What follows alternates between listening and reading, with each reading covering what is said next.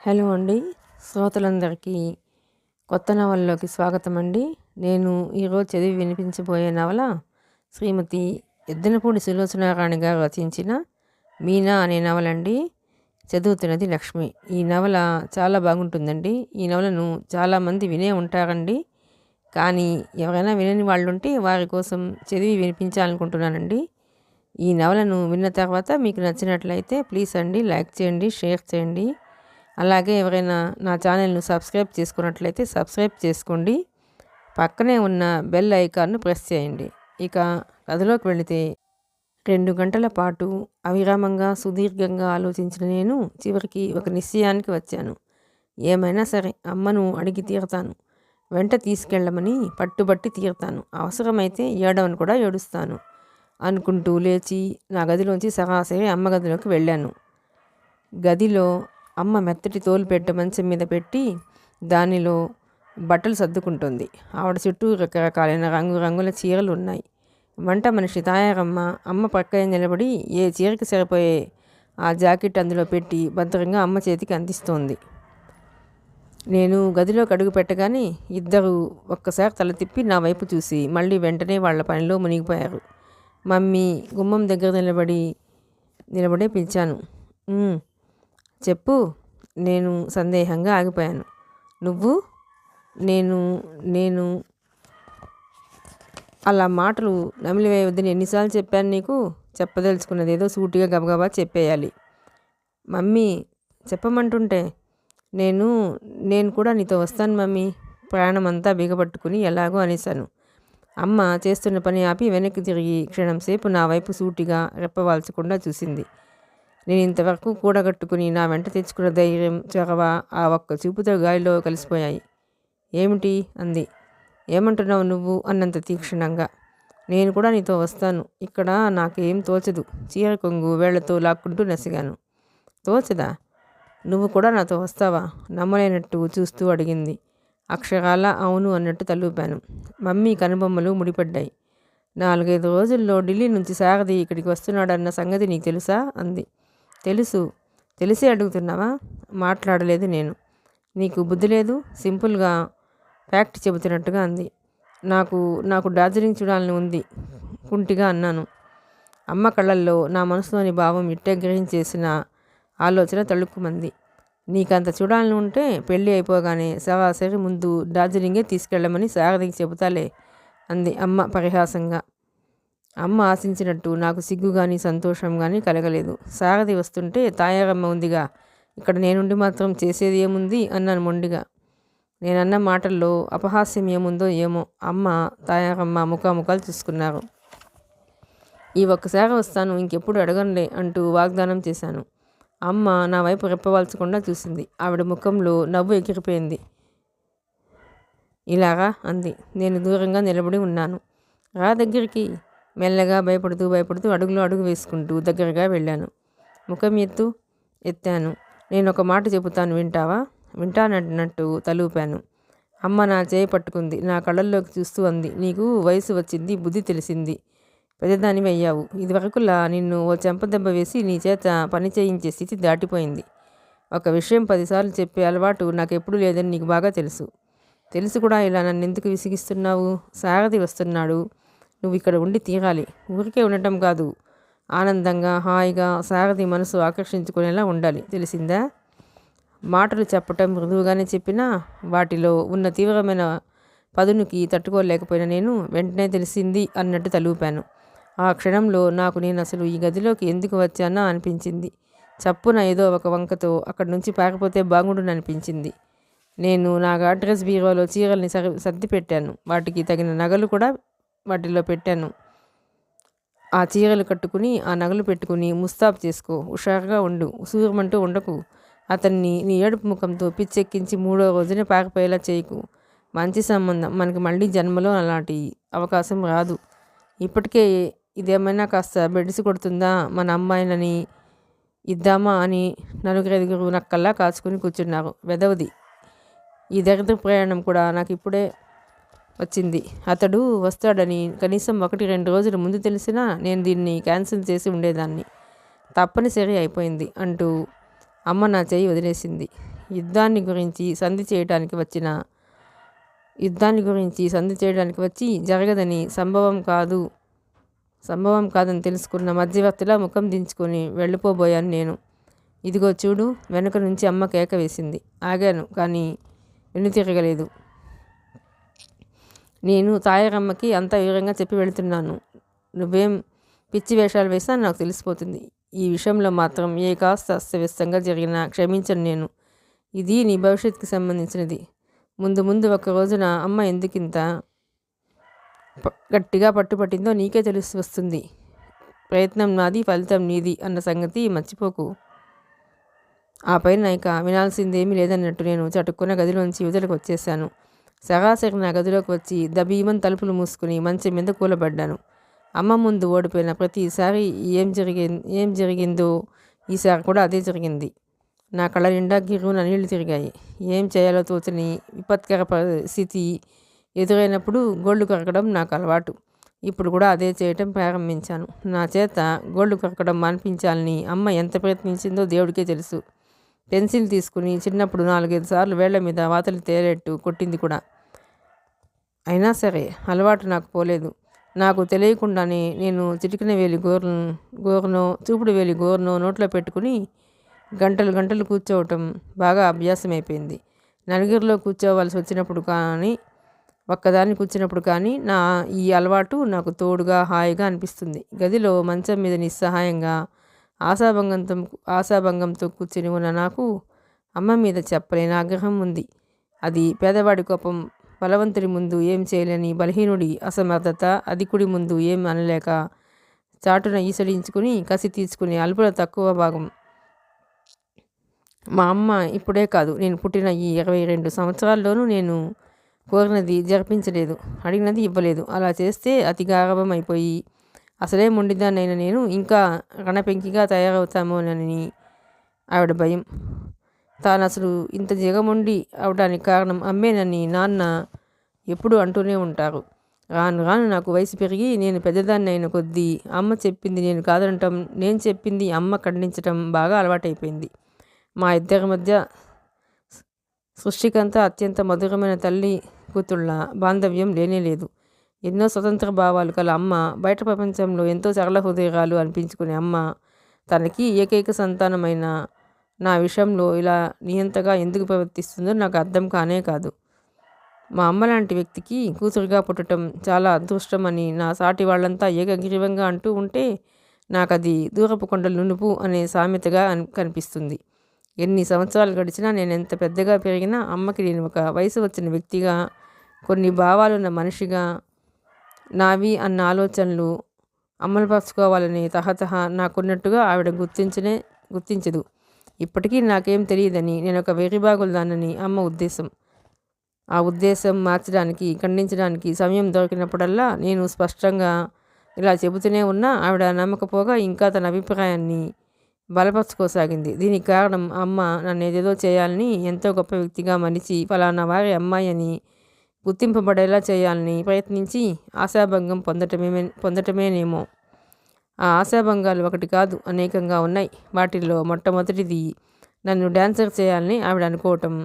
అది నాకు వంట పట్టకపోవడం. నాకు 10-12 సంవత్సరాల వయసు అప్పుడు అమ్మ ఓ రోజు మధ్యాహ్నం వేళ మీనా ఇలా రామ్మ అంటూ పిలిచి అమ్మకి ఎదురుగా అతి వినయంగా కూర్చుని ఉన్న ఒక వ్యక్తికి మా అమ్మాయి అండి అంటూ పరిచయం చేసింది.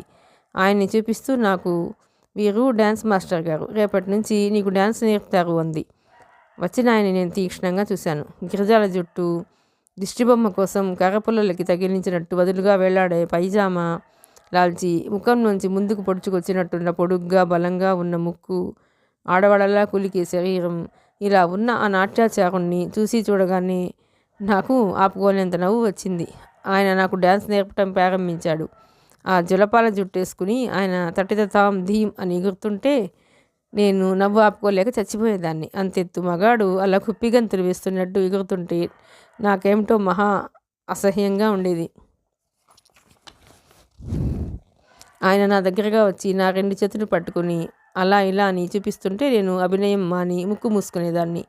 ఏమిటది అని అడిగితే నేను ముఖం వికృతంగా పెట్టి అబ్బా చెమట కంపు అనేదాన్ని. ఇది వినగానే మా అమ్మ నా 2 చెవులు గట్టిగా మెలిపెట్టి, పెద్దవాళ్ళని అలా అనవచ్చునా, అందులో గురువుగారిని అంటూ పెద్దవాళ్ళ ముందు ఎలా ప్రవర్తించాలో గంట లెక్చర్ ఇచ్చింది. నేను నాకు ఇష్టం లేని అమ్మ మాటల్లానే అవి చెవిలో నుంచి విని ఈ చెవిలో వదిలేశాను. నాట్యాచారుల వారు మొదటి జీతం అందుకుని జేబులో వేసుకోగానే అమ్మకు సవినయంగా 2 చేతులు జోడించి నమస్కరించి సెలవు తీసుకుంటూ, అమ్మ, మీ అమ్మాయికి నాట్యం నేర్పడం నా వల్ల కాదు, ఇంకెవరి వల్లనైనా అవుతుందేమో కూడా నేను అనుకోను. చిన్నపిల్ల అయినా ఆ పిల్ల కళ్ళల్లో కంపరం, నవ్వులో అసహ్యం చూస్తే అవి మా ప్రాణాలు తినేసి మాకున్న విద్య కూడా అంతరించేలా చేస్తాయి అమ్మ, కాబట్టి మన్నించండి, సెలవు అని వెళ్ళిపోయాడు. అమ్మకు నా మీద పట్టగనంత కోపం వచ్చింది. ఆ కోపంతో 2 సంవత్సరాలు నన్ను తీసుకువెళ్ళి బోర్డింగ్లో పారేసింది. ఈ బోర్డింగ్ స్కూల్లో జాయిన్ అవ్వడం నాకు ఒక్కసారి పక్షికి పంచరం తలుపులు తెరిచినట్టయింది. అక్కడ టీచర్స్ చాలా మంచివాళ్ళు, క్రమశిక్షణకి క్రమశిక్షణ ఉండేది. మళ్ళీ పిల్లల ఆంతర్యాలు కనిపెట్టి వాటి ద్వారా వాళ్ళ మనస్తత్వాలు మృదువుగా సునిశ్చితంగా మలచడానికి ప్రయత్నించేవారు. నాకైతే ఆ జన్మాంతం ఆ స్కూల్లోనే ఉండాలనిపించింది. కానీ అమ్మ నన్ను వదిలిపెట్టి ఉండలేకనో లేక నలుగురు ఉన్న ఒక పిల్లని బోర్డింగ్లో పారేసింది ఈవిడ క్లబ్లకి షికార్లకి అడ్డు వస్తుందని కాబోలు అని విమర్శించడం ప్రారంభించినందువల్లనో ఇంటికి తీసుకొచ్చేసింది.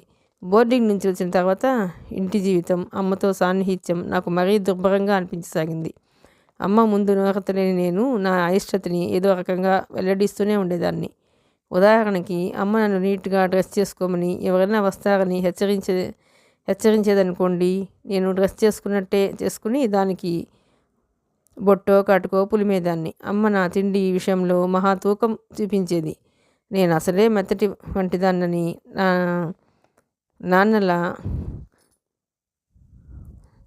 కాలుబాకదాన్ని అవటం వల్ల ఆ పొడుక్కి ఈ లావు వస్తే ఇట్టే వయసు గల దానిలా అయిపోతానని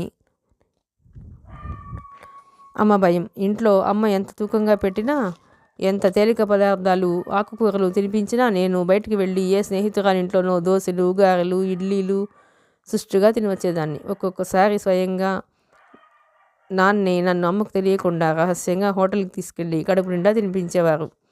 క్లబ్లో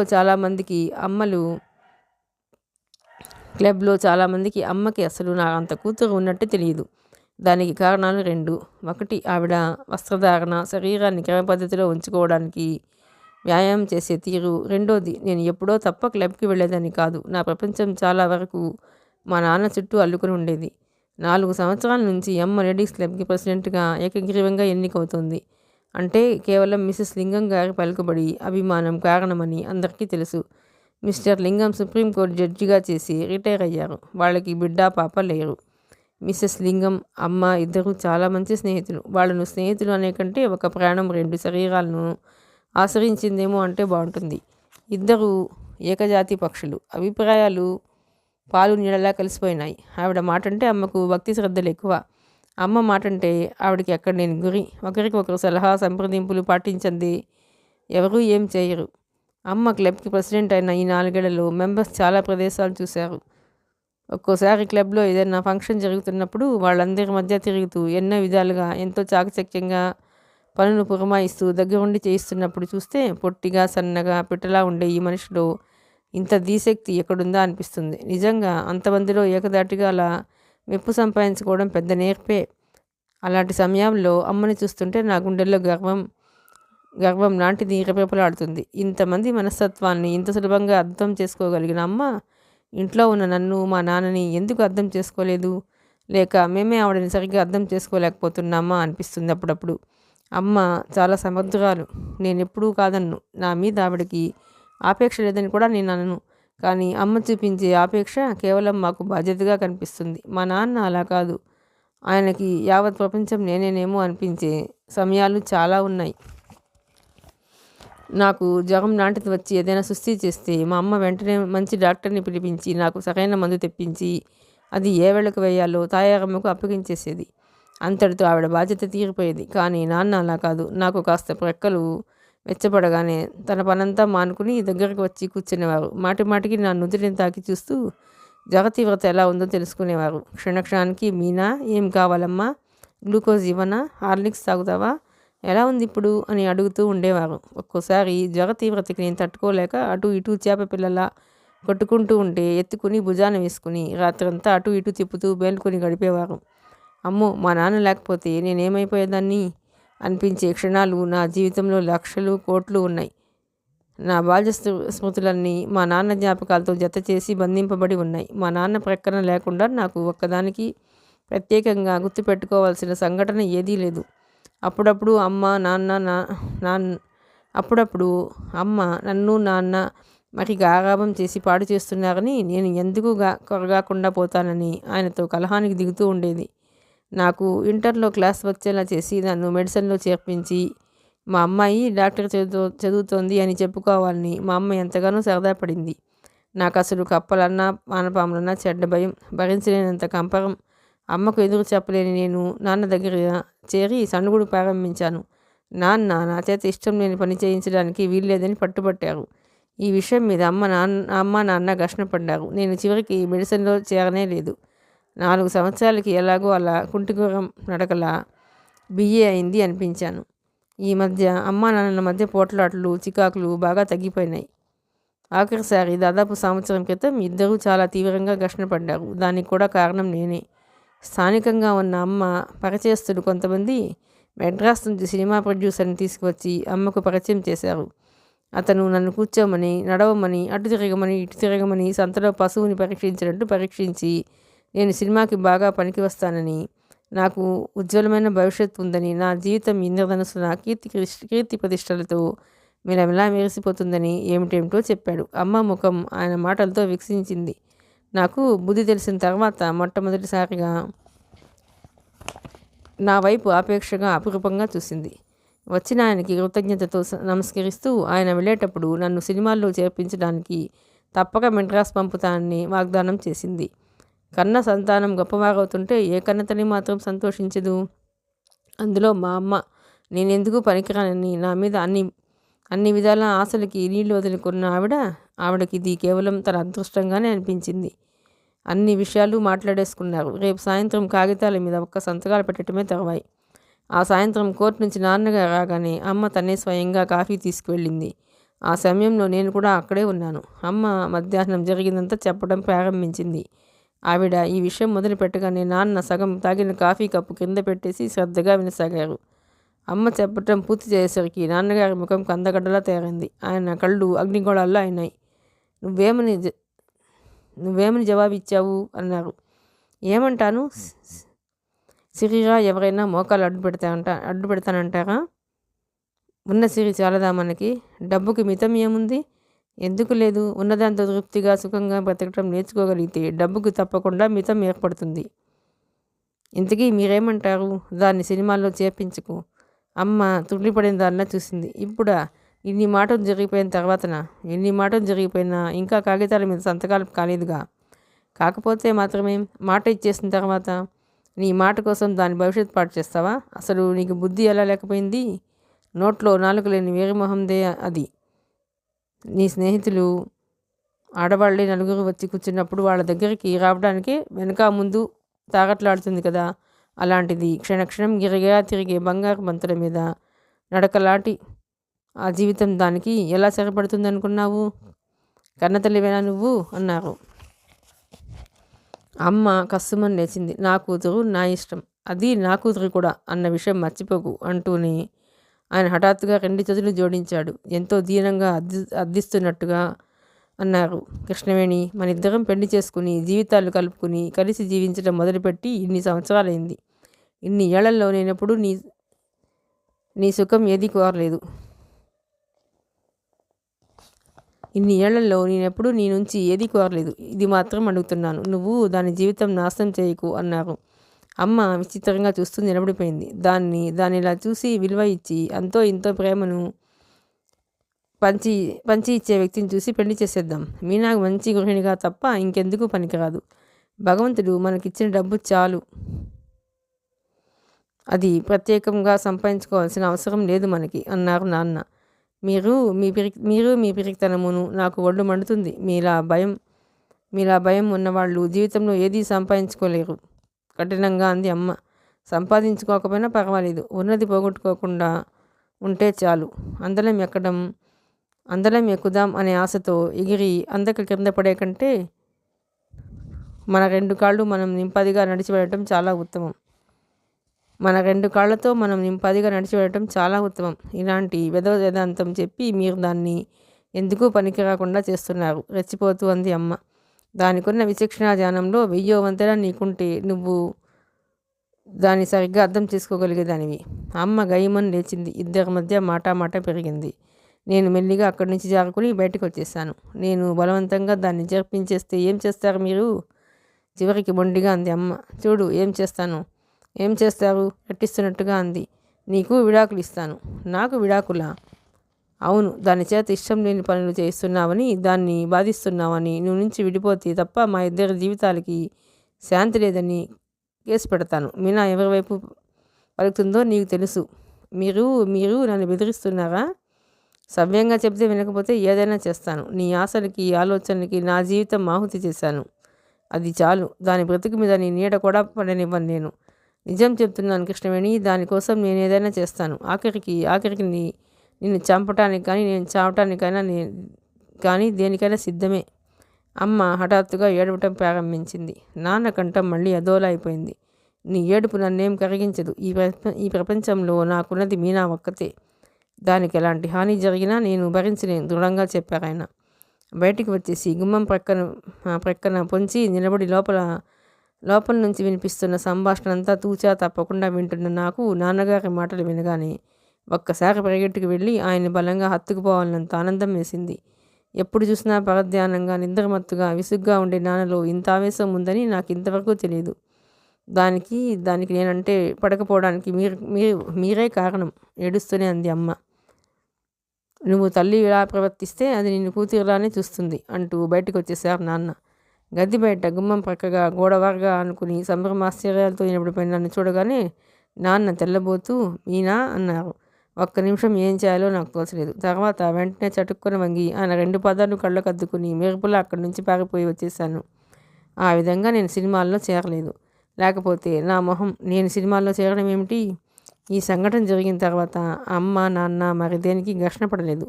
పైనుంచి ఇద్దరు ఒకరి మాటకి ఇంకొకరు విలువ ఇస్తున్నట్టు, అభిమానం ఉంటిపడుతున్నట్టు ప్రవర్తించసాగారు. ఇది నటనేనని నాకు తెలుసు. మళ్ళీ ఏమాత్రం గాలి విసిరినా అభిప్రాయ భేదం నివురు తొలగించని నిప్పులా బయటపడుతుంది. అమ్మ ప్రవర్తనలో హఠాత్తుగా నా పట్ల చాలా మార్పు వచ్చింది. ప్రతి దానికి నా అభిప్రాయం అడుగుతోంది. నాతో ఇంటి విషయంలో కూడా సలహా సంప్రదింపులు ప్రారంభించింది. ప్రతిదానికి నీ ఇష్టం, మీ నాన్న ఇష్టం అంటుండటం వల్ల నా పని ఇరకాటన పడింది. అలా మెత్తగా మృదువుగా మాట్లాడేవాళ్ళని నిరాశపరచడం ఎలా? క్రిందటి వేసవిలో ఢిల్లీ నుంచి మిసెస్ లింగం గారి తమ్ముడి కొడుకు సారథి వచ్చాడు. అతను ఫారిన్ వెళ్ళి వచ్చాడు. ప్రస్తుతం ఏదో ప్రైవేట్ సంస్థలో పనిచేస్తున్నాడు. ఆ సంస్థ తరపునే కొద్ది రోజులకు 4 సంవత్సరాల పాటు ఏదో ట్రైనింగ్ కోసం మళ్ళీ చికాగో వెళ్తాడట. మా అమ్మే. ఆవిడే. ఇంట్లో పిల్లలు పుట్టినా ఊరంతా చాటింపు వేయాల్సిందే.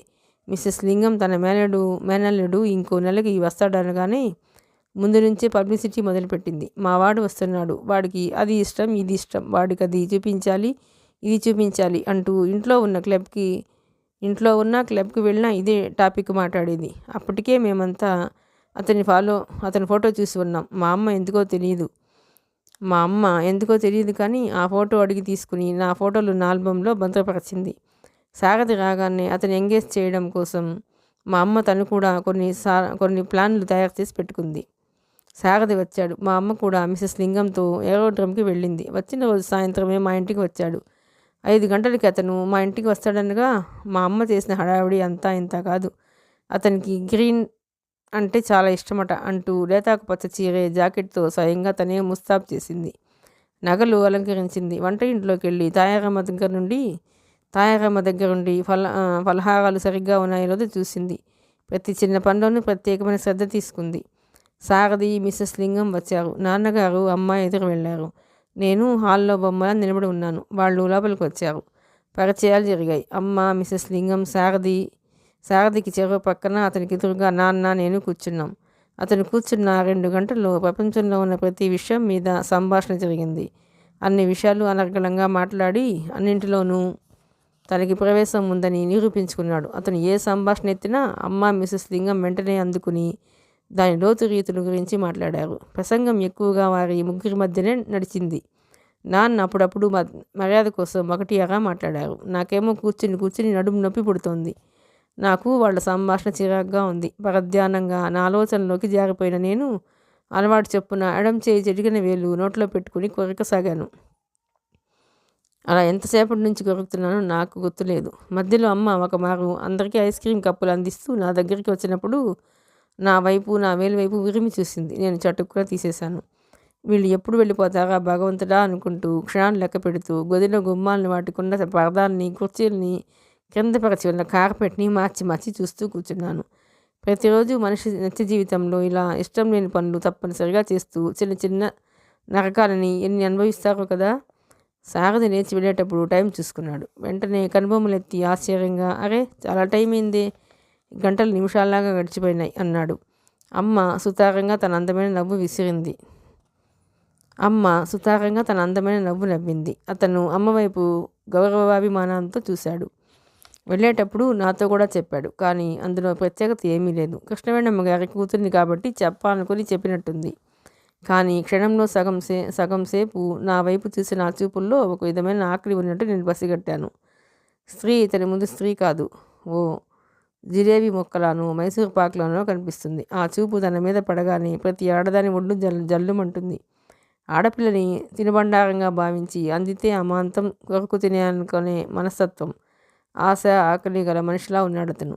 మొత్తానికి అమ్మకి సారథి చాలా నచ్చాడు. అతను వెళ్ళిపోయిన తర్వాత అమ్మ అతని ఫోటోని వివిధ కోణాల్లో పరిశీలిస్తూ మనిషిలో టీవీ దర్పం ఉన్నాయి, రాజస్వం ముట్టిపడుతుంది అని వర్ణించసాగింది.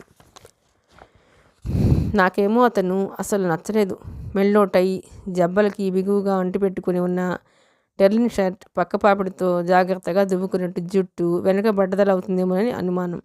వీటన్నిటినీ చూస్తే అతను తన విషయంలో చాలా శ్రద్ధ తీసుకుంటాడని అనిపించింది. ఆ నవ్వు మరీను, అతని ముఖంలో నవ్వు గోడకు మేకు కొట్టి తగ్గించినట్టు ఉంటుంది తప్ప సహజంగా ఉండనే ఉండదు. పై పెదవిని బిగపెట్టి కింద పెదవిని కుడివైపుకు సాగలాగుతాడు. పూర్తిగా నవ్వేస్తే ఆయన సొమ్ము ఏం పోతుందో మరి. కళ్ళు మాత్రం ఎదుటి వాళ్ళ మీద పడగానే అదేదో లోతులు కొలిచే యంత్రంలా ఉన్నాయి. మనిషిని చూడగానే వారి మనస్తత్వాన్ని కనిపెట్టేయగల నేర్పునట్టుంది. సారథి ఉన్న వారం రోజులు ఇట్టే గడిచిపోయినాయి. అమ్మ సూచన మీద మిసెస్ లింగం బలవంతం చేయగా అతను ఒక వారం సెలవు పొడిగించాడు. అతను ఉన్నన్ని రోజులు మేము అతన్ని నీడలా అంటిపెట్టుకుని తిరిగాం. అతని కోసం మా అమ్మ ఆ 15 రోజుల్లోనూ చాలా డబ్బు ఖర్చు పెట్టింది. సారథితో నాకు వివాహం ఖాయమవబోతోంది అన్న వార్త ఎవరి నోటి నుంచి ఎలా వెలువడిందో కానీ ఇట్టే ప్రచారంలోకి వచ్చేసింది. ఎవరి నోటి నుంచి విన్నా ఇదే క్లబ్కి వెళ్ళినా, బజార్లో ఎవరు కలిసినా, మేము ఎవరింటికి వెళ్ళినా, ఎవరైనా మా ఇంటికి వచ్చినా అందరూ నాకు అభినందనలు తెలపడం ప్రారంభించారు. నీ అంత అదృష్టవంతురాలు లేదని పొగడసాగారు. ఇదంతా నీ అదృష్టం అనే కంటే మీ అమ్మ ప్రయోజకత్వం అని ద్వంద్వార్థం వచ్చేట్టు కొంతమంది మాట్లాడారు.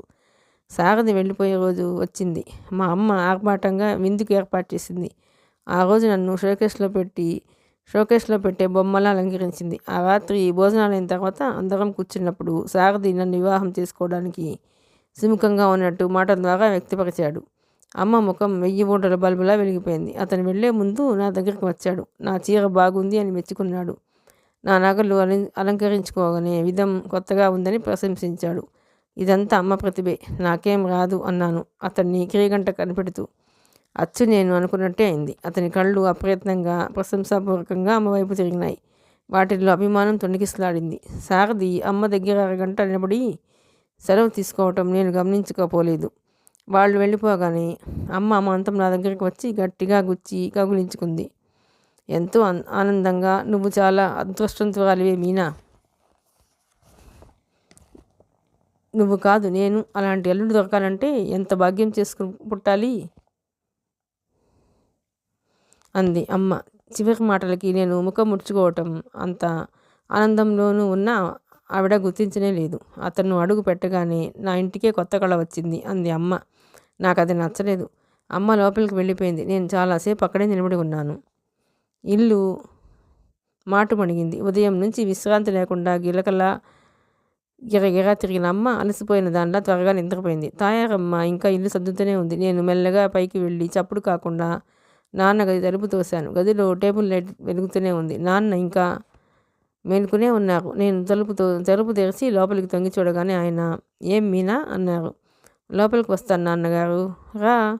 లోపలికి వెళ్ళాను. ఆయన మంచం మీద పడుకొని ఉన్నారు. నిద్ర రావటం కోసం కాబోలు. చేతిలో పుస్తకం ఉంది. నేను వచ్చి మంచం ప్రక్కన ఉన్న టేబుల్ని ఆనుకుని నిలబడ్డాను. ఆయన వెంటనే ఏం కావాలి అని అడగలేదు నన్ను. నేను కూడా ఎందుకు వచ్చానో చెప్పలేదు. కొద్దిసేపైన తర్వాత మెల్లగా పిలిచాను, "నాన్న." "ఏమ్మా, ఇవాళ మీకు చాలా సంతోషంగా ఉందా నాన్న?"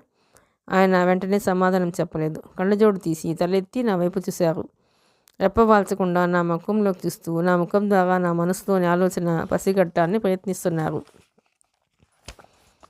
"అమ్మ ఈరోజు అంత సంతోషంగా ఉందేం నాన్న?" చీర అంచుని లాగుతూ అన్నాను. "అల్లుడు వస్తున్నాడని కావచ్చు." నాన్న నవ్వబోయారు, కానీ నవ్వు రాలేదు. "మరి మీకు లేదా? మీరు మామూలుగానే ఉన్నారేం?" "నాకు సంతోషంగానే ఉంది మీనా. కొంతమంది మనసులోని భావాలు పైకి బాహాటంగా ప్రదర్శిస్తారు, కొంతమంది ప్రదర్శించలేరు, అంతే తేడా." నేను నిట్టూర్పు విడిచాను. "సారథి గురించి మీ ఉద్దేశం ఏమిటి నాన్న?" "చాలా తెలివి కలవాడు, కడు సమర్థుడు." మంచివాడు అనే మాట నాన్న నోటి నుంచి రాలేదు. ఆ విషయం నేను వెంటనే పసిగట్టేశాను. తెలివి గలవాడు, సమర్థుడు అయిన వాడిని భర్తగా పొందిన స్త్రీ జీవితం ఎలా ఉంటుంది నాన్న? నాన్న మళ్ళీ నా వైపు చూశారు. తర్వాత నిదానంగా అన్నారు, ఆ రెండింటికి మంచితనం, మమత తోడైతే స్వర్గం అవుతుంది స్త్రీ జీవితం. లేకపోతే చెప్పలేం. అలాంటి వాడిని పంచుకున్న స్త్రీ మనస్తత్వం మీద ఆధారపడి ఉంటుంది. భార్య కూడా తెలివితేటలు గలది, నేర్పరైతే ఇద్దరు యుద్ధంలో ప్రత్యర్థుల్లా అవుతారు. వారి జీవితాలు రణరంగమే అవుతుంది. అలా కాకుండా భార్య కాస్త నమ్రత గలది, వినయ విధేయతలు గలది అయితే యజమాని సేవకుల బాంధవ్యం ఉపమానం అవుతుంది. ఇదంతా ఇప్పుడు ఎందుకమ్మా? సారథితో నాకు వివాహం అయితే ఎలా ఉంటుందో నేను ఆలోచించుకుంటున్నాను. నాన్న నా వైపు చూశారు. మా ఇద్దరి కళ్ళు కలుసుకున్నాయి. ఆయన నయనాల్లో ఆపేక్ష, ఆదరణ తొంగిచూసింది. నా కళ్ళల్లో కృతజ్ఞత తొణికిసలాడింది. ఆయన మెల్లగా నా చెయ్యి అందుకుంటూ అన్నారు, "చూడు మీనా, ఇంతవరకు నేను ఎప్పుడూ అడగలేదు. ఇలా అడిగే అవసరం వస్తుందని ఎన్నడూ అనుకోలేదు కూడా. ఇలాంటి విషయాల్లో నీ అభిప్రాయం గుర్తించాలని తెలివి కానీ నేర్పు కానీ మీ అమ్మకి లేవు అన్న సంగతి నాకు తెలుసు. చెప్పమ్మా, నీ ఊహల్లో భర్త అంటే ఎలా ఉండాలని చిత్రించుకుంటున్నావు?" అనుకోకుండా హఠాత్తుగా ఎదురైన ఈ ప్రశ్నకి వెంటనే సమాధానం చెప్పలేకపోయాను నేను. "చెప్పమ్మా, సంకోచించుకో. నాకు ఇప్పటి వరకు ఎలాంటి ఊహలు లేవు నాన్న." మా ఇద్దరి మధ్య నిశ్శబ్దం ఏర్పడింది. సారథి గురించి నీకెలాంటి అభిప్రాయం ఏర్పడిందమ్మా? మెల్లగా, ఎంతో మృదువుగా అడిగారు ఆయన. మీరన్నట్టు అతను చాలా తెలివి కలవాడు. అతను అలా అన్ని విషయాల్లోనూ ఏకధాటిగా మాట్లాడిస్తుంటే అందులో ఒకటి కూడా నాకు సరిగ్గా తెలియలేదు. నాకు నేనే చాలా అల్పురాలిని అనిపించాను. అదే కాదు, ఇంకోటి కూడా నాకు బాగా తెలిసింది. అతని ప్రవర్తనలో కనిపిస్తున్న అణకువ, ఆ నిదానం, ఆ అతి వినయం, మర్యాద ఇవి స్వతసిద్ధంగా వచ్చినవి కావని, తెచ్చిపెట్టుకున్నవని బాగా తెలుస్తోంది. ఒక్క మాటలో చెప్పాలంటే అవన్నీ అమ్మ లక్షణాలు. అమ్మ వ్యక్తిత్వం లాంటి వ్యక్తిని నేను చస్తే భర్తగా స్వీకరించను. నా జీవితానికి ఒక నియంత చాలు. మీనా, మీరు అమ్మతో చెప్పండి. మొదటి చూపులోనే సారథి అంటే నాకు బోర్ కొట్టింది. అతని సమక్షంలోనే నేను గొంగళి పురుగులా ముడుచుకుపోతాను. హాయిగా నవ్వలేను, నిర్భయంగా మాట్లాడలేను. నేను అల్పురాలినే భావం నన్ను వదలదు అనేసి వడివడిగా గుమ్మం వైపు వచ్చేసాను. మీనా వెనక నుంచి పిలిచారు. గుమ్మం దగ్గర క్షణం ఆగాను. వెనక్కి తిరిగి నాన్న వైపు చూస్తూ మళ్ళీ అన్నాను, "నన్ను పెళ్లి చేసుకుని నా ఇంట్లో స్థానం కావాలి అనుకునేవాడు నాకు అవసరం లేదు. తన ఇంట్లో స్థానం ఇవ్వగలవాడు నాకు కావాలి. నా పరువు ప్రతిష్టల కోసం ఆరాటపడే మనిషి నాకు వద్దే వద్దు. అతనికి డబ్బు లేకపోయినా పర్వాలేదు. నన్ను ఆత్మీయంగా చూడగలిగితే చాలు. మీకు వార్ధక్యంలో నా ఇంట్లో భర్త పిల్ల జల్ల మధ్య ప్రశాంత వాతావరణం కల్పించాలని కలలు కంటున్న నాకు తోడుగా వచ్చి నా ఆలోచనలు సక్రమంగా ఆచరణలో పెట్టడానికి సాయపడేవాడు నాకు కావాలి. నా అందాన్ని పూజించేవాడు, మా అమ్మ గుణగణాలు కీర్తించేవాడు వద్దు నాకు. మా అమ్మని నా తల్లిగా మాత్రమే గుర్తించి గౌరవించగలిగిన వాడు నాకు కావాలి. మీరు చెప్పండి అమ్మకి." మీనా, నాన్నగారు లేచి కూర్చుని ఆదుర్దగా పిలిచారు. నేను గదివైపు పరిగెత్తాను. నా గదికి వచ్చి పడ్డాను. ఇప్పుడు నా గుండెలు తేలికపడ్డాయి. నాన్న నన్ను తప్పగా అర్థం చేసుకోగలరు. మేమిద్దరం ఏకమైతే అమ్మ మమ్మల్ని ఏమీ చేయలేదు అనే భావం నాకు గుడ్నమ్మకంగా ఏర్పడి ధైర్యం ఇవ్వసాగింది. సారథి ఊరు వెళ్ళినప్పటి నుంచి అతని దగ్గర నుంచి తరచుగా ఉత్తరాలు వస్తూనే ఉన్నాయి. అన్నింటికీ అమ్మ సమాధానం రాస్తూనే ఉంది. 1-2 సార్లు మాత్రం కవర్ తెచ్చి నన్ను వ్రాయమంది. నాకు రాదు, నువ్వే వ్రాయి అన్నాను. ఒకసారి అమ్మ సారథికి వ్రాసిన ఉత్తరం నేను బయలుదేరికి వెళుతుంటే నాకు పోస్ట్ చేయమని ఇచ్చింది. నేను వీధిలోకి రాగానే అది విప్పి చూశాను. ఉత్తరం పెద్దదే. ఇక్కడ అమ్మ క్లబ్ తరపున చేసే అన్ని పనులు, విశేషాలు అందులో వివరంగా ఉన్నాయి. అమ్మ ఇంత మంచి భాష వ్రాయగలదని నాకు ఇంతవరకు తెలియదు. చివరిలో నా గురించి ఒక పేరా ఉంది. అందులో నేను సారథికి ఉత్తరం వ్రాయినందుకు నా తరపున తను క్షమాపణ కోరుతూ తర్వాత ఇలా వ్రాసింది. సారథి, మీనా నాకున్నది ఒకగానొక కూతురు. అది నా జీవితానికి వెలుగు అంటే అతిశయోక్తి కాదేమో. మేము చిన్నప్పటి నుంచి దాన్ని అతి గారాబం చేసి పాడు చేశాం. దాని వయసు వికసించినా మనసు వికసించలేదు. అదెంత మూర్ఖురాలంటే కనీసం నీకు ఉత్తరం రాయడం కూడా తెలియదు. దాన్ని నీ చేతుల్లో పెడితే నాకు కూడా తృప్తి ఆనందం కలుగుతాయి. దాని భవిష్యత్తు గురించి నిశ్చింత లభిస్తుంది. ఈనాటి వాడు అల్లుడుగా దొరకటం నాకు చాలా అదృష్టం. దానికి రాబోయే భర్త గురించి నేనెంత బెంగపడ్డానో దేవుడికే తెలుసు. భగవంతుడు నిజంగా చాలా కరుణామయుడు. నాకు నిన్ను ప్రసాదించాడు. నా బుగ్గల్లోకి వేడి రక్తం పొంగుకొచ్చింది. అమ్మ నన్ను గారాబం చేసిందా? నేను వట్టి మూర్ఖురాలినా? సారథికి ఉత్తరం రావాలన్న సంగతి నేను మానేశానా? నిజంగా చాలా చాలా మండిపోయింది. ఆ ఉత్తరం చించి ముక్కలు చేసి వీధి చివర ఉన్న చెత్తకుండీలో పారేసి నా పని మీద వెళ్ళిపోయాను. అప్పుడు ఆవేశంతో ఆ పని చేశాను, కానీ తర్వాత నా గుండెలు పీచుమంటూనే ఉన్నాయి. సారథికి ఆ ఉత్తరం అందలేదని నాకు తెలుసు. మరి దాని జవాబు రాదని తెలుసు. నేను చేసిన పని మాత్రం బయటికి రాలేదు. అమ్మ అతన్ని అల్లుడుగా చేసుకోవాలని ఆరాటం గమనించిన తర్వాత నేను సమయం దొరికినప్పుడల్లా సారథిని వెక్కిరిస్తూనే వచ్చాను. అతని కళ్ళల్లో మెల్ల ఉందన్నాను. అతను 2 కాళ్ళ మీద స్థిరంగా పావుగంట సేపలా నిలవలేడు. మాటిమాటికి శరీరం బరువు ఆ కాలు మీద నుంచి ఈ కాలు మీదకు మార్చుకుంటూ ఉంటాడు. అతని జుట్టు మరీ పలచగా ఉంది. 2 సంవత్సరాల్లో బోడిగుండవుతుంది. బట్టతల వాళ్ళంటే నాకు అసహ్యం లేదు, కానీ సారథి బట్టతల అయితే చాలా వికృతంగా ఉంటాడని చెప్పడం ప్రారంభించాను. నేను నవ్వుతూ కాస్తగా పైకి కనపరుస్తున్న ఈ అయిష్టాన్ని అమ్మ నాది పైన నటనాన్ని భావిస్తోందని చాలా రోజుల వరకు గ్రహించలేకపోయాను. అది తెలిసేసరికి మూర్త వచ్చినంత పనైంది. చెమటలు పట్టాయి. అమ్మతో ఈ విషయం ఎలా చెప్పాలా అని ఉపాయాలు వెతకసాగాను. ఓ రోజు చివరికి ధైర్యం తెచ్చుకుని అమ్మ పడుకోబోయేటప్పుడు రాత్రిపూట గదిలోకి వెళ్ళాను. అమ్మ మంచం మీద కూర్చొని ఉంది. ప్రక్కనే చేతి నిండా రసీదులు పట్టుకుని తయారమ్మ నిలబడి ఉంది. ఆ రోజు శనివారం అన్న సంగతి నాకు హఠాత్తుగా గుర్తుకొచ్చింది. ప్రతి శనివారం రాత్రి అమ్మ ఆ వారమంతా ఇంట్లో ఖర్చైన డబ్బుకి జాబితాలు, లెక్కలు సరిచూస్తుంది. ఆ లెక్క రాత్రి 10-11 గంటలకు కానీ తెమ్మలదు. లాభం లేదనుకున్న నేను విరమించుకొని వచ్చేసాను. రాత్రంతా ఆలోచించి ఒక నిర్ణయానికి వచ్చాను. ఒక కాగితం మీద ఇలా వ్రాసాను. మమ్మీ, నాకు సారథంటే ఇష్టం లేదు, అసహ్యం అనిపిస్తుంది కూడా. ఈ కాగితాన్ని పొద్దునే తాయారమ్మ చేతికిచ్చి అమ్మకి బెడ్ కాఫీ ఇచ్చేటప్పుడు అందివ్వమని ట్రేలో పెట్టాను. తాయారమ్మ అమ్మ గదిలోకి వెళ్ళింది. వంటగింట్లో నిలిచి ఉన్న నాకు గుండెలు లేవు. ఆ చిన్న కాగితం అమ్మ గుండెల్లో బాంబు పేలుస్తుంది. దాంతో ఆవేశంతో ఊగిపోతున్న అమ్మ ఎక్కడది ఏది అంటూ శివంగిలా లేచి నేనున్న చోటికి వస్తుంది. అప్పుడు నేను దూరంగా నించుని నిర్భయంగా మనసులో సారథి పట్ల ఉన్న కంపరం అంతా కక్కేస్తాననుకుంటూ నిలబడ్డాను. ఎంతోసేపు అయింది. ఆ పీడిత మొహం తాయారమ్మ రానే లేదు. ఆలస్యమైన కొద్దీ నాలో ఆతృత హెచ్చిపోతోంది. చివరికి తాయారమ్మ వచ్చింది. ఆవిడికి ఎదురుగా వెళ్ళి ఆదుర్దాగా అడిగాను. ఇచ్చావా అమ్మకి? ఇచ్చాను. ఏమంది? ఏమనలేదు. ఇదిగో ఇది ఇచ్చేయమన్నారు అంటూ చేతిలో ఉండలా పట్టుకున్న కాగితం తీసి ఇచ్చింది. అదేమిటి తిప్పి తెచ్చేసావేం? అమ్మ చదవనే లేదా? ఏమో, నాకు తెలియదు. ఆవిడ వంటింట్లోకి వెళ్ళిపోయింది. నేను కాగితం అవతల బాగేద్దామనుకున్నా అంతలోనే ఎందుకో అప్రయత్నంగా విప్పి చూశాను. దాని మీద అమ్మ జవాబు ఉంది. నేను వ్రాసిన దానికి సరిగ్గా క్రింద వ్రాసింది. సారథిని నువ్వు ఇష్టపడి తీరాలి. అతను నీకు కాబోయే భర్త అన్న సంగతి మర్చిపోకు. టపాకాయలా పెరిగింది జవాబు. అదేదో మిలిటరీ జనరల్ క్రింది ఆఫీసర్కి ఇచ్చే ఆర్డర్లా ఉంది. నా ముఖంలోకి వేడి రక్తం సర్వన దూసుకొచ్చింది. సారథిని ఇష్టపడి తీరాలి, అది ఆజ్ఞ.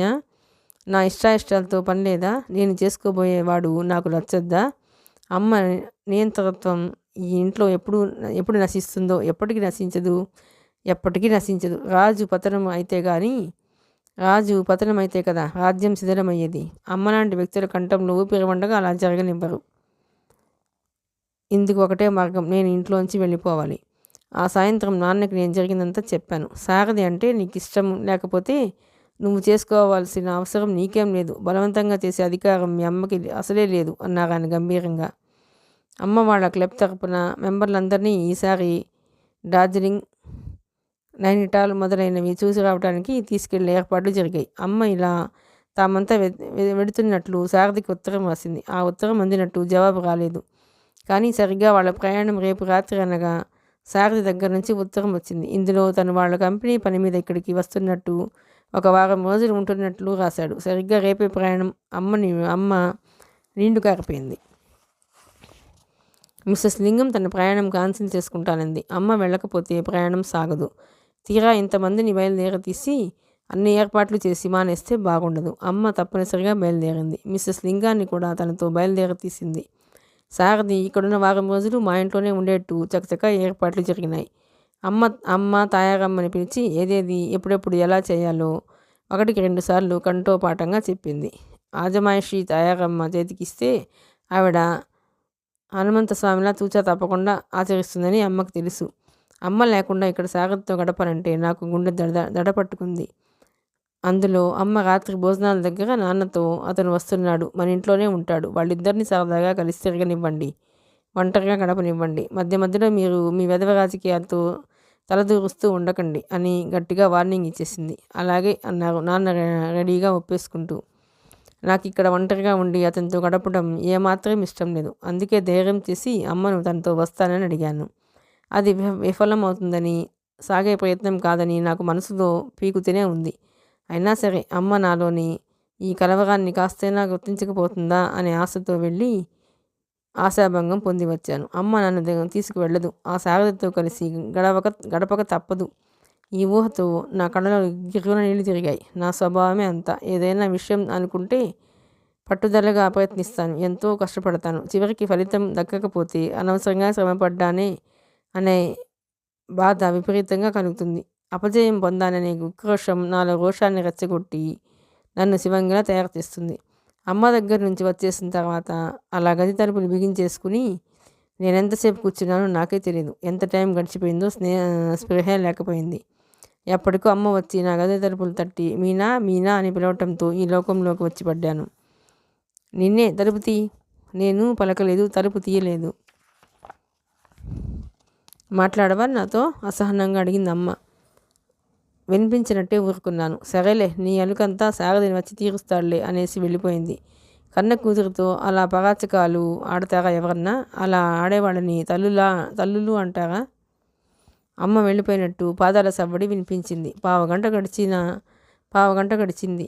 మళ్ళీ అమ్మ తప్పక ఇక్కడికి వస్తుందనే ఆశతో, నమ్మకంతో నేను వేసిన తలుపులు తెరచి వచ్చి పంచం మీద కూర్చున్నాను. కానీ ఎంతసేపు చూసినా అమ్మ రానేలేదు. క్రింద కారు బయటికి తీసిన చప్పుడు వినిపించింది. కిటికీ దగ్గరగా వెళ్ళి గోళ్ళు కొరుకుతూ క్రిందకి చూస్తూ నిలబడ్డాను. కారులో డ్రైవర్, తాయారమ్మ సామాన్ సర్దుతున్నారు. నాన్నగారు కూడా అక్కడే నిలబడి ఉన్నారు. అమ్మ లేత నీలం రంగు జరీ అంచు చీరతో దానికి మ్యాచ్ అయ్యి జాకెట్తో ఆవిడకి ఎంతో అందంగా కనిపించే సిగతో చంకన బ్యాగ్ తగిలించుకుని కళ్ళకి కూలింగ్ గ్లాసెస్ పెట్టుకుని బయటకు వచ్చింది. ఆ సమయంలో అమ్మను చూసిన వాళ్ళెవరూ నా అంతటి కూతురు ఉంది అని రుజువు చూపించినా సరే నమ్మరు. అమ్మ మనుషులందరినీ గుప్పెట్లో పెట్టుకున్నట్టే వయసుని కూడా పెట్టుకుందేమో అనిపిస్తుంది. ఎంత బిగపెట్టుకుందామన్నా సాధ్యం కాని నిట్టూర్పు ఒకటి నా గుండెను చీల్చుకుంటూ బయటకు వచ్చింది. అమ్మ అక్కడ హాయిగా స్నేహితులతో సుందర దృశ్యాలు చూస్తూ షిగారు తిరుగుతూ గడుపుతూ ఉంటుంది. ఇక్కడ నేను రాక్షసుని లాంటి ఈ సారథితో అతని నుంచి ఎలా తప్పించుకోవాలా అని అహర్నిశలు వేతన పడుతూ క్షణం ఒక యుగంలా గడుపుతూ ఉండాలి కాబోలు. కిందకి చూస్తున్నాను. అమ్మ హఠాత్తుగా తలెత్తింది. కిటికీ దగ్గర నిలబడి ఉన్న నన్ను చూసి నవ్వింది. చెయ్యెత్తి వీడ్కొల్చి ఇస్తున్నట్టు గాలిలో అటు ఇటు ఊపింది. నేను చటుక్కున యువతలకు వచ్చేసాను. కారు కదిలిన చప్పుడు వినిపించింది. కదిలిన కారు గుండెల మీద నుంచే దూసుకుపోయినట్టు అనిపించింది. కిటికీ రెక్కకి తల ఆనించి పెదవి గట్టిగా బిగపట్టి నిలబడిపోయిన నన్ను బిగపడి బిగపట్టి నిలబడిపోయిన నాకు రోషం దుఃఖం రెండూ పోటీపడి ఆక్రమించుకోవాలని చూస్తున్నాయి. చివరికి దుఃఖాన్ని రోషం జయించి ఏం చేయాలో తోచని దానిలా మంచం మీద కూర్చున్నాను. మంచం మీద ఉన్న దిండు తీసుకుని అందులో ముఖం దాచుకున్నాను. అంతలోనే మెరుపులా గుర్తుకు వచ్చింది. ఆ దిండు కవర్ కూడా అమ్మ కొన్నదే. అది తీసుకురాగానే ఆ రంగు నాకు నచ్చలేదని చెబితే సుతారంగా నవ్వి, నీ మొహం, నీకు రంగుల సెలక్షన్ కూడా తెలుసా అంటూ అదే దొడిగింది. దిండుని కంపరంగా చూస్తుంది. నేను 2 చేతులతో ఎత్తి సాధ్యమైనంత దూరంగా విసిరేశాను. నా కసి అంతా ఎలాగో అలా తీర్చుకోలేకపోతే నాకు ఊపిరి ఆడినట్టుగా ఉంది. కానీ దగ్గర ఉన్న టీపాయిని బలంగా తన్నేశాను. లేచి మళ్ళీ కిటికీ దగ్గరగా వచ్చి నిలబడ్డాను. అవును, నువ్వు నాకు అమ్మవి కానే కావు. నా పాలిటి దెయ్యం, భూతం అయిన రాక్షసిలాంటి ఓ కృష్ణవేణమ్మ. అక్షరాల నీ స్వభావం అంతా నాలోనూ ఉంది. నీకెంత పట్టుదల ఉందో అంతకు 1000 రెట్లు మొండితనం నాకు ఉంది. నన్ను శారదని ఆకర్షించుకోమని కదూ వదిలేసి వెళ్ళావు. నేను చస్తే ఆ పని చెయ్యను. క్రింద పడ్డ పాదరసంలో అతని చేతికి దొరకను. నువ్వు నీ వెంట నన్ను తీసుకెళ్ళినంత మాత్రాన అతని నుంచి తప్పించుకునే ఉపాయం నాకు తెలియదనుకోకు. నేను నివురుగప్పిన నిప్పుని, లాయర్ హనుమంతరావు గారి అమ్మాయిని అని నా ముందు లేని అమ్మతో శపథం చేస్తూ కసిగా ప్రగతిని పూనాను. చాలాసేపు అయిన తర్వాత గది గుమ్మం ముందు అలికిడైంది. నేను తలెత్తి చూసే లోపలే హఠాత్తుగా నాన్నగారి కంట స్వరం వినిపించింది. అమ్మ మీనా, ఎంతో ఆత్మీయంగా, ఎంతో ఆదరతో పిలిచారాయన. ఉలికిపడి నేను చప్పున బయట కొంగు తీసి ఎర్రబడి కొద్దిగా వాచి ఉన్న కళ్ళని గట్టిగా తుడుచుకొని లేచి సరిగ్గా కూర్చున్నాను. నాన్నగారు గుమ్మంలోకి వచ్చి నిలబడ్డారు. క్షణం సేపు మా ఇద్దరి కళ్ళు కలుసుకున్నాయి. పితృవాత్సల్యం నిండిన మా ముఖంలో జాలి, బాధాకరుణ ఇవి కూడా కూడగట్టుకుని ఉండటం గమనించలేకపోలేదు నేను. నా కళ్ళల్లో నీళ్లు కనిపిస్తే ఆయన గుండెలు బరువైపోతాయి. ఇది తెలుసుకున్న నేను చిరునవ్వు నవ్వటానికి ప్రయత్నించి విఫలగాలినయ్యాను. నా పెదవులు నవ్వబోయి చేతకాక ఊరుకున్నాయి. ఎంత ఆపుకుందామన్నా ఆగక కళ్ళలో నీళ్లు గిర్రన తిరిగాయి. చప్పున తలదించుకున్నాను.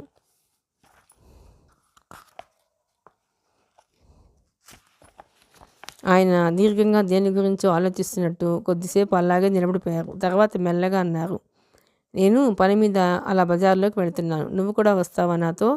మీరు రమ్మంటే వస్తాను. రా, త్వరగా 5 నిమిషాల్లో తయారు కావాలి. చప్పున బట్టలు మార్చుకొని ముఖం కడుక్కో, మరి 2 నిమిషాల్లో జడ వేసుకోవటం అయిపోవాలి. చేతి వాచి చూసుకుంటూ అన్నారాయన. తలా బట్టలు బాగానే ఉన్నాయి. ముఖం కడుక్కోవటానికి 3 నిమిషాలు చాలు. ఇప్పుడే వస్తాను అని లేచి లోపలికి పరిగెత్తాను. నేను కావాలనే తలదవ్వుకోలేదు, చీర మార్చుకోలేదు. మా అమ్మే కనుక ఇప్పుడు ఇక్కడ ఉంటే పాతబడిన ఈ సాదా వాయిల్ చీరతో, రేగిన జుట్టుతో, ముఖానికి కనీసం పౌడరైనా లేకుండా బజారు బయలుదేరి నన్ను చూసి మూర్చైనా పోయి ఉండేది. లేకపోతే నా కాళ్ళు 2 విరక్కొట్టి నన్ను ఓ మూలైనా పారేసి ఉండేది. ఇంట్లో ఉన్నప్పుడు మనం ఎలా ఉన్నా బజారులో వెళ్ళేటప్పుడు 10 మంది కళ్ళు మన మీదే పడే సమయాల్లో ఇష్టం ఉన్నా లేకపోయినా తప్పనిసరిగా నీట్గా, అందంగా, అద్భుతంగా ఉండి తీరాలి అంటుంది అమ్మ. నువ్వు హుషారుగా ఉండు. నీతో పాటు 10 మంది కలిసి ఆ హుషారు పంచుకోవాలని చూస్తారు. నువ్వు ఉసూరుమంటూ ఉన్నావంటే నీ దరిదాపులోకి కూడా ఎవరూ రారు అనే వాక్యాన్ని అక్షరాలా జీర్ణించుకున్న అమ్మ క్లబ్కి వచ్చే ఆడవాళ్ళందరినీ ఉత్సాహంగా ఉండమని ఎన్నో విధాలుగా ప్రోత్సహిస్తూ ఉండేది. దుస్తులు ధరించే తీరులో, వేషభాషల్లో వాళ్ళు కనపరిచే నిర్లక్ష్యానికి మహా విసుక్కునేది. ఎదుటివారి దగ్గర ఏమాత్రం చదువున్నా ముఖం ఆ చెట్లు చీవాట్లు వేస్తూ ఉండేది. ఏ కాస్త సమయం దొరికినా వాళ్ళకి ఇలాంటి జాగ్రత్తల గురించి హెచ్చరిస్తూ వారి అభిప్రాయాన్ని సంస్కరించాలని తాపత్రయపడేది. నాకేమో ఇంటా బయట ఎల్లవేళలా ఒకే రీతిగా ఉండాలనిపిస్తుంది. బయటకు వెళ్ళినప్పుడు అప్సరసలా తయారై, ఇంట్లో ఉన్నప్పుడు హిడింబిల్లా ఉండే ఆడవాళ్ళని నేను చాలామందిని చూశాను. అద్దం ముందు గంటలు గంటలు టాయిలెట్ అయ్యి తీరా బయటకి వచ్చిన తర్వాత ఏ కాస్త అజాగ్రత్తగా ప్రవర్తిస్తే ఆ అలంకరణ ఎక్కడ చెడిపోతుందేమోననే భయంతో ప్రాణాన్ని బిగపట్టుకుని కొయ్య బొమ్మల్లా మార్చుకోవటం, కృత్రిమంగా నవ్వుతూ కుల్లాసాగా ఉన్నట్టు నటించటం ఇవి కూడా నేను చాలా మందిలో చూశాను. అలాంటి ఆడవాళ్ళని చూసినప్పుడల్లా నాకు జాలితో అయ్యో అనిపిస్తుంది. పాపం, ఫ్యాషన్ పేరుతో ఎన్నో అవస్థలు పడతారు కదా వీళ్ళు. కానీ ఈ ఫ్యాషన్స్ అనేవి ఉన్నాయే అవి మహా చెడ్డవి. దూరం నుంచి మనల్ని మురిపించి అయస్కాంతాల్లో ఆకర్షించి దగ్గరకు రాగానే మన జుట్టు చేత్తో పట్టుకుని మనల్ని బానిసల్ని చేసుకుంటాయి.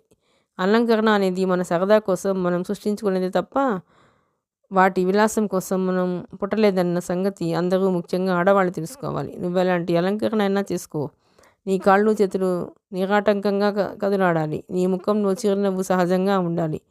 నువ్వు కూర్చోవటంలో, నిలబడటంలో, మాట్లాడటంలో నిజమైన ఆనందం కనిపించాలి. నా మొహంలో నువ్వు ఎలా అసలు ఉందో లేదో చూసుకోవడానికి అద్దం ముందుకు వెళ్ళి నా ప్రతిబింబం చూసుకున్నాను. కళ్ళు ఎర్రబడి రెప్పలు కొద్దిగా వాచి ఉన్నాయి. ఇంత క్రితం చాలాసేపు పదే పదే చీదటం వల్ల ముక్కు కొన అదో రకమైన ఎరుపుతో మెరుస్తోంది. చెవులకి, మెడకి ఎలాంటి నగా లేకపోవటం వల్ల ముఖమంతా బోసిగా ఏదో పెట్టి తీసేసినట్టుగా ఉంది. అద్దంలోంచి తదేకంగా నా వైపు రెప్పవాల్చకుండా చూస్తున్న నా ప్రతిబింబానికి నేను చూపుడు వేలికేసి చూపించి బెదిరిస్తూ పెదవులు బిగపట్టి మనసుతో ఇలా అనుకున్నాను. చూడమ్మాయి, ఈరోజు ఈ క్షణం నుంచి అంతా నా ఇష్టం. నేనెవరి మాట వినను. నా బుద్ధికి తోచినట్టుగా నేను ప్రవర్తిస్తాను. నాకేది మంచి అనుకుంటే అది చేస్తాను. అమ్మ తిరిగి రాగానే నాలో కలిగిన ఈ మార్పు చూసి గంగ వెర్రెలెత్తిపోవాలి. ఆవిడ నాకు ఎన్నోసార్లు వెర్రెత్తిచ్చింది. ఇక నుంచి ఆవిడకి నేను వేరెక్కిస్తాను. మీనా, బయట నుంచి నాన్నగారి కంఠం వినిపించింది. వస్తున్నా చప్పున బయటకు వెరగెత్తాను. వరండాలో నిలబడి కిందకి రోడ్డు వైపుకు చూస్తున్న నాన్నగారు నా చెవులు చప్పుడు వినగానే వెనక్కి తిరిగి చూసి ఆశాభంగం చెందిన మనిషిలా, ఇదేమిటి, మళ్ళీ మనసు మార్చుకున్నావా, రావా నాతో అన్నారు. వస్తున్నాను, పదండి వెళదాం అన్నాను. వస్తున్నావా, బట్టలు మార్చుకోవా, కాస్త విస్మయంగా అడిగారు. ఈ చీర బాగానే ఉంది. నా కళ్ళల్లో పెంకితనం ఆయన సరిగ్గానే గ్రహించినట్టున్నారు. చిరునవ్వుతూ, సరే నీ ఇష్టం, పద, మన సంతృప్తే మన భాగ్యం అన్నారు పెద్దలు. ఇద్దరం కిందకి దిగి వచ్చాం. హాలు దాటి బయట వరండాలో అడుగు పెడుతుండగా వెనుక నుంచి తాయారమ్మ గబగబా పరిగెత్తుకుంటూ వచ్చి ఆగింది. అమ్మాయి గారు, ఎక్కడికి వెళుతున్నారు?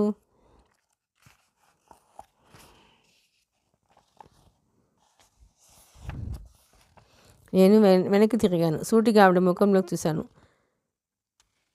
దర్పంగా అన్నాను, చూడండి తాయారమ్మ గారు, మొదటిసారిగా ఆఖరిసారిగా కూడా మీకు ఇదే చెప్పటం.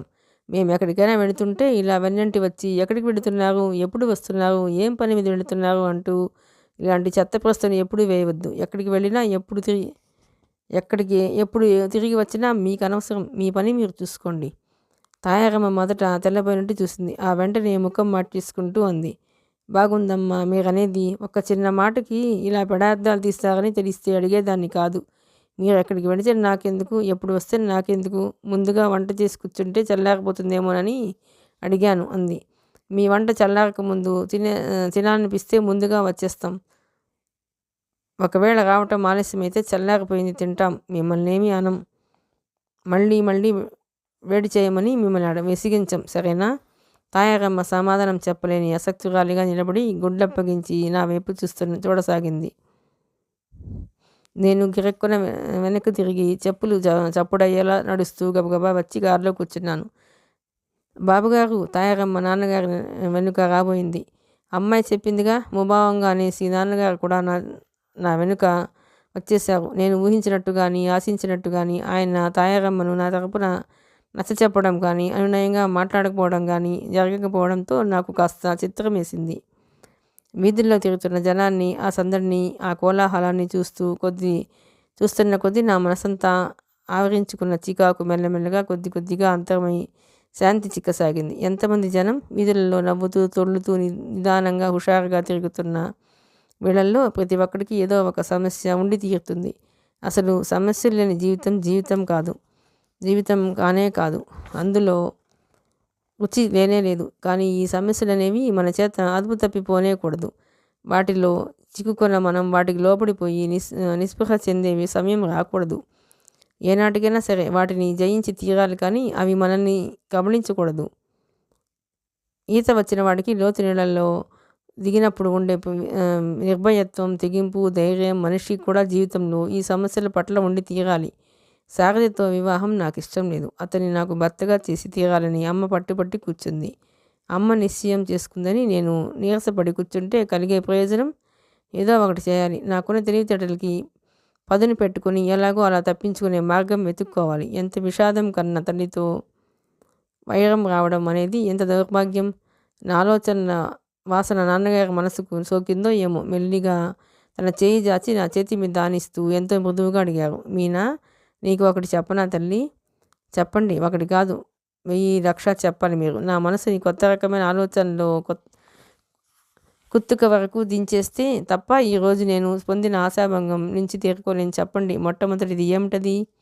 ఈ ప్రపంచంలో నీ క్షేమం కోరేవాళ్ళు కానీ, నీ సుఖం కాక్షించేవాళ్ళు కానీ, మీ అమ్మకి మించిన వ్యక్తి మరొకరు లేరని నువ్వు నమ్మాలి. నేను చప్పున తల తిప్పి ఆయన వైపు చూశాను. సందడిగా, రద్దీగా ఉన్న రోడ్డు మీద జాగ్రత్తగా డ్రైవ్ చేస్తున్న ఆయన నా వైపు తిరగకుండానే నిదానంగా, స్పష్టంగా అన్నారు. ఒక విధంగా ఆలోచిస్తే మీ అమ్మ మూర్ఖురాలే. నీ మనసును సరిగా గ్రహించడం లేదు. అది నేను ఒప్పుకుంటాను. కానీ అంత మాత్రం చేత మీ అమ్మ పట్ల గౌరవాభిమానాలు చెక్కు చెదరకూడదని నా కోరిక. నేను వెంటనే సమాధానం ఏమీ చెప్పలేదు. చెప్పటానికి ఏమీ తోచలేదు. తల తిప్పుకొని సందడిని గమనిస్తూ కూర్చున్నాను. హఠాత్తుగా మళ్ళీ నా మనసంతా ఎలానో అయిపోయింది. నాన్నగారు ఎప్పుడూ ఇంతే. నా వైపు అమ్మతో పోట్లాడుతూనే ఉంటారు. మళ్ళీ నేను కాస్త ఏమాత్రం ఆవిడ పట్ల వ్యతిరేక్తత కనబరిచినా నా ఆలోచనలని ఇట్టే పసిగట్టేసి నన్ను మందలిస్తూ కూతురుగా నా కర్తవ్యాన్ని హెచ్చరిస్తూ ఉంటారు. ఏమంటావు మీనా? రెట్టిస్తున్నట్టుగా మళ్ళీ అడిగారు. ఏమంటాను? నేను ప్రేమ పేరుతో ఎల్లవెడలా హృదయంలో అంకుశం గుచ్చుతూ ఉంటే భరించడం కష్టం కదండి అన్నాను. కాదనటం లేదు. కానీ ఆ బాధని సహించడానికి అలవాటు పడటమో లేక తప్పించుకోవడానికి ప్రయత్నమో చేయాలని అంటున్నాను. ఈ ప్రపంచంలో తల్లికి మించిన అద్భుతమైన సృష్టి ఇంకోటి ఏది లేనే లేదు మీనా. ముందు ముందు ఒకనాడు నీకు తెలుస్తుంది. 9 నెలలు తన గర్భంలో మోసి మరణయాతనికి గురి అయ్యి స్త్రీ సంతానానికి జన్మ ఇస్తుంది. ఆ తల్లిని తప్పుపట్టే హక్కు కానీ, కించపరిచే అధికారం కానీ ఏ సంతానానికి ఎప్పుడూ లేదు. సంతానం పట్ల తల్లి ఎలాగైనా ప్రవర్తించని, ఆమెని గౌరవించాల్సిన బాధ్యత మాత్రం ఎల్లవెడలా వీళ్ళ మీద ఉంటూనే ఉంటుంది. నాన్నగారిలా పూర్తిగా అమ్మవైపు మాట్లాడటంతో నాకు చాలా విరక్తి, విసుగు కలగటం ప్రారంభించాయి. నాన్నగారి దగ్గర నాకున్న చనువు బట్టి కాస్త దురుసుగానే అన్నాను. తల్లిని పూజించాలి, తండ్రిని గౌరవించాలి, భర్తని ప్రేమించాలి, స్నేహితుల పట్ల నిజాయితీతో ప్రవర్తించాలి. ఈ హక్కులు, ఈ అధికారాలు, ఈ బాధ్యతలు, ఈ సంబంధ బాంధవ్యాలన్నీ మనిషి కృత్రిమంగా కల్పించుకున్నవేగా. సృష్టికి ఆదిలో ఇవేవి లేవని ఏ కాస్త ఆలోచించినా ఇట్టే అర్థమవుతుంది. తల్లికి పిల్లల మీద లేని మమత పిల్లలకి తల్లి మీద ఎలా వస్తుంది? ఎక్కడి నుంచి వస్తుంది? అసలు ఎందుకు రావాలి? ఈ ఊరికి ఆ ఊరు ఎంత దూరమో ఆ ఊరికి ఈ ఊరు కూడా అంతే దూరం అనే సామెత ఎందుకు వర్తించకూడదు? అది వట్టి స్వార్థ పరువాలు చేసే వితండ వాదన. నిన్ను ప్రేమించిన వాళ్ళని నువ్వు తిరిగి ప్రేమించడంలో నీ గొప్పేమీ లేదు. నీ వాళ్ళు అనుకున్న వాళ్ళు తెలుసో తెలియకో మూర్ఖత్వంతో నిన్ను గుర్తించలేకపోతే నీ తెలివితేటలతో వాటిలో చైతన్యం తెప్పించి నిన్ను అర్థం చేసుకునేలా చేయాల్సిన బాధ్యత నీ మీద ఉంది. ఆ తెలివితేటలు, ఓపిక లేని వాళ్ళు ఏం చేయాలి? ఓపిక అనేది ప్రయత్నించి తెచ్చుకుంటే వస్తుంది. తెలివితేటలు అంటావా? అసలు అవి లేని వాళ్ళ దగ్గర ఇంత లోతుగా ప్రసంగం చేసే అవసరమే రాదు. నాన్నగారికి బజార్లో వేరే పని ఏదీ లేదని నన్ను ఇలా కొద్దిసేపు గాలికి తిప్పి నన్ను ఉల్లాసపరచడం కోసమే ఇలా తీసుకువచ్చారని నాకు అనిపించసాగింది. సరిగ్గా నా ఉద్దేశమే ఇలా నిజమన్నట్లు కారు సరాసరి టాయ్స్ ఎంపోరియం దగ్గరికి తీసుకొచ్చి ఆపారు. ఆ బొమ్మల షాపు నాకు చాలా చిరపరిచితమైంది. నాకు బుద్ధి తెలిసిన తర్వాత ఇక్కడ ఎన్నో బొమ్మలు కొన్నాను. అదేం చిత్రమో కానీ ఇంత వయసు వచ్చినా నాకు బొమ్మల మీద ఆసక్తి పోలేదు. ఇప్పటికి కూడా ఒక్కోసారి నాకేం తోచకపోతే బీరువా తెరచి నాకున్న బొమ్మలని తెచ్చి చుట్టూ పెట్టుకుని కూర్చుంటాను. అవి నాకు ప్రాణం లేని బొమ్మలుగా కనిపించవు. నా ప్రపంచంలో ఏదో వాటి మధ్య ఉన్నట్టే అనిపిస్తుంది. నాకున్న బొమ్మల్లో ఎప్పుడు ఎవరు ఏది ఇచ్చింది ఇప్పటికీ నాకు క్షుణ్ణంగా జ్ఞాపకమే. బొమ్మల పట్ల నాకు గల ఆసక్తిని గుర్తించిన నాన్నగారు అడపాదడపా ఎప్పుడో ఒకసారి ఏదో ఒకటి కొత్త రకమైన బొమ్మ తెప్పించి అది చూడగానే నేను ఆశ్చర్యానందాలతో ఎగిరెగిరి పడుతుంటే చూసి ముచ్చట పెట్టడం ఆయనకు సరదా. పద, ఈ షాపుకి వచ్చి చాలా రోజులైంది. కొత్త బొమ్మలు ఏమైనా వచ్చాయేమో చూద్దాం అన్నారు నాన్నగారు. ఎప్పుడూ రకరకాల రంగురంగుల బొమ్మలతో వాటిని కొనటానికి వచ్చిన మనుషులతో కిటకిటలాడుతూ ఉండే షాపు ఈరోజు నిర్జీవంగా ఉంది. షాపులో మేనేజర్ ఉన్న చోట ఇంకెవరో కొత్త ఆయన ఉన్నాడు. మమ్మల్ని చూడగానే నల్లగా, సన్నగా, వంగదీసిన చువ్వలా ఉన్న గుమాస్తా పరిగెత్తుకు వచ్చాడు. రండి రండి, చాలా రోజులకు దయచేశారు అంటూ ఆప్యాయంగా ఆహ్వానించాడు. ఆహ్వానిస్తూనే జేబులోంచి రుమాలు తీసి రెండు బల్లలు దులిపి కూర్చోండి అన్నాడు. ఏమిటి షాపు ఎలా ఉంది? అమ్మకం తగ్గిపోయిందా? చుట్టూ చూస్తూ విస్మయంగా అడిగారు నాన్న. నాకు కూడా ఎలాగో ఉంది. ఎప్పుడు చూసినా కళకళలాడుతూ ఉండేది. ఈరోజు ఎందుకో దుమ్ము ధూళితో మూలపారేసి మర్చిపోయిన పాత వస్తువులా ఉంది.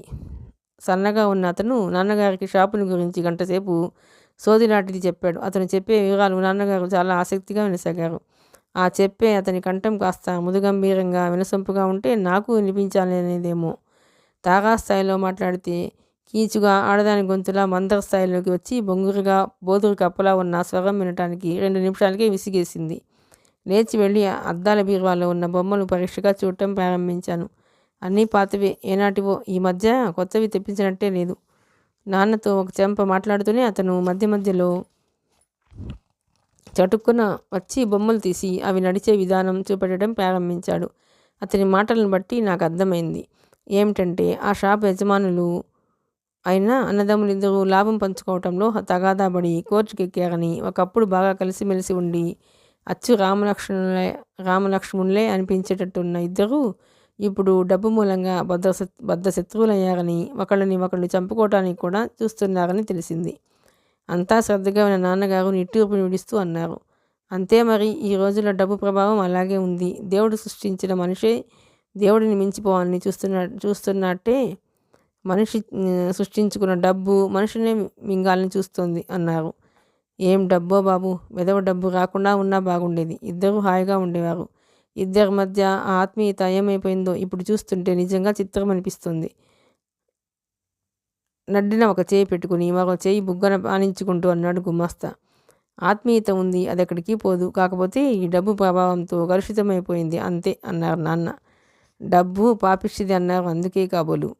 ఈ డబ్బు అనే నిచ్చెన దొరికితే దాని మీద అలాగా పైకి ఎక్కి కీర్తి ప్రతిష్టలు స్వర్గ సౌఖ్యాలు అందుకోవచ్చని చాలామంది ఆశపడతారు. కానీ ఈ నిచ్చెనకి దుఃఖము అశాంతి అనే 2 విషసర్పాలు పెనవేసుకుని ఉన్నాయని, వాటి బారి నుంచి తప్పించుకోవటం చాలా కష్టమని అంతమందికి తెలియదు. గుమాస్తా 2 చేతులు ఎత్తి నమస్కరించారు. నిజం చెప్పారు బాబు, నిజం చెప్పారు. ఈ డబ్బు అనేది ఉన్నది చూశారు, ఇది ఇవ్వని సుఖం లేదు, పెట్టని బాధ కూడా లేదు అన్నాడు. నాన్నగారు ఇక వెళదామా మెల్లగా అన్నాను. ఉన్న పాత బొమ్మలలోనే ఒకటి కొనుక్కొని బయటపడ్డాం. మిగతా కథ 2వ భాగంలో అండి. ప్లీజ్ అండి, ఈ నవల మీకు నచ్చినట్లయితే లైక్ చేయండి, షేర్ చేయండి, సబ్స్క్రైబ్ చేయండి.